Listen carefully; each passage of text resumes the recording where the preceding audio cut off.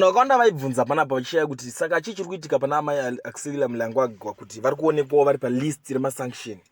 Ko vari kuzopinda papi? Munhu anoita basa rakanaka, wane philanthropy chiweki achifamba achiita nigirigini. So panapa mune Zimbabwe ndiri kusangana nenyaya ndiri kuona kunge vari kupomedzerwa nyaya dzakawanda wanda. Inini zvangu handikwanisi kuuya panapa ndichinongedzera, asi ndikwanisa kuuya ndichinyatsota kuti kupomedzerwa uko vari kuita, because inini handisinawo proof. But zvavari kupomedzera zvacho ndo zvandava nazvo panapa paKulian TV muri yeZimbabwe. Journalist akanyora uyo anoitwa Mbuya Gudo, akanyora pa Twitter pake, ndiye atanga musindo akati journalists in Zimbabwe are scared to write anything about Axelia Mnangagwa because anything negative about her is more of a death sentence. But don't worry, Mbuya G is here to pick up the pieces. Why was Axelia Mnangagwa added on US sanction list?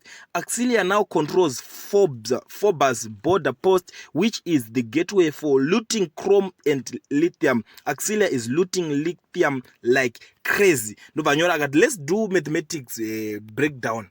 Axelia is sending 40 trucks full of lithium a month.